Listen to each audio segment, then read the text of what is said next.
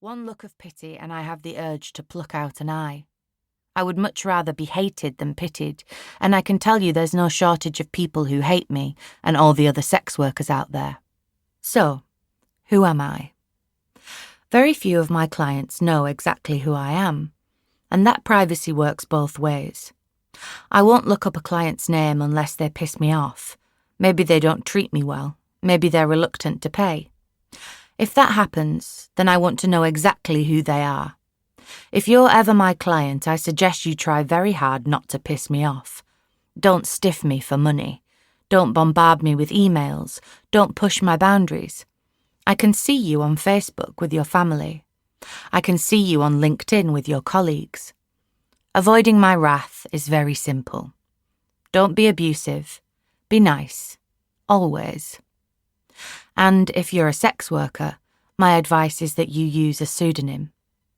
It's not easy to live and work under a false name. The banks are now clamping down so that if there isn't an exact name match on a bank transfer when a deposit is paid, an automated message about fraud is generated. This freaks out clients, men who are already twitchy about paying a sex worker in a transaction that's recorded. But I need that deposit for my services.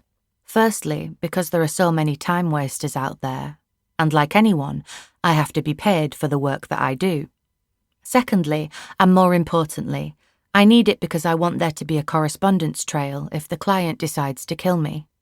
Account number, sort code, and the name Miss D is all they get from me, and this is, at present, enough for a bank. It means I can see my clients, but they can't see me. That seems like a fair exchange. So it's deposit by bank transfer, please, and the rest of the money paid in cash when the client and I finally meet. Then I attempt to find a bank so that I can pay it in, remembering that cash amounts over a certain value are flagged as a potential money laundering transaction. Some savvy sex workers now use cryptocurrencies in order to be paid, but I can't get my head around imaginary money.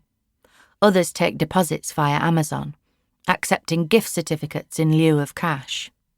The obvious catch is that you can only use the gift certificates on Amazon. No, thank you. I am not working in the sex industry to make Jeff Bezos more money. I don't want things I can get next day on Prime. I want money to pay off my mortgage. Believe it or not, I want to bank all of my money, as it makes it easier to work out what I need to pay in tax.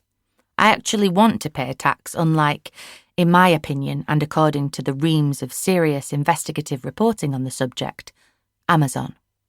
But you can see why some women in the industry don't do things above board. They're asking, with louder and louder voices, why should we pay tax when we have no workers' rights?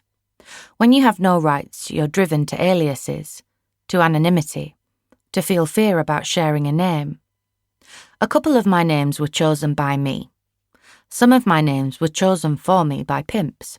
Some men are daft enough to believe that the name a sex worker goes by indicates our class and by extension our character, and that will dictate our behaviour. Grace? Hope? It's the exact opposite of how I might be feeling at the time. But do the clients know that? Of course not. Sex workers are very good at showing only what we want to show. We are very good at being the person the client needs us to be. And it all starts with a name. For you, my name is Eve. Brothels. When people think about the sex industry, they usually imagine women working on the street or working from dingy flats.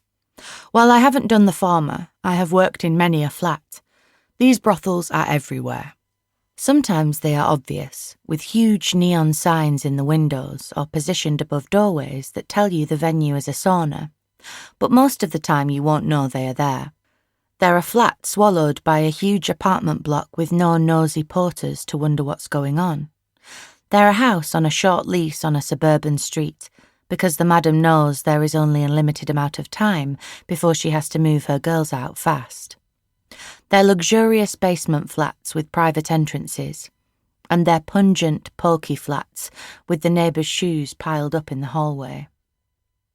You may have even been in a brothel and not realised. Perhaps when viewing a flat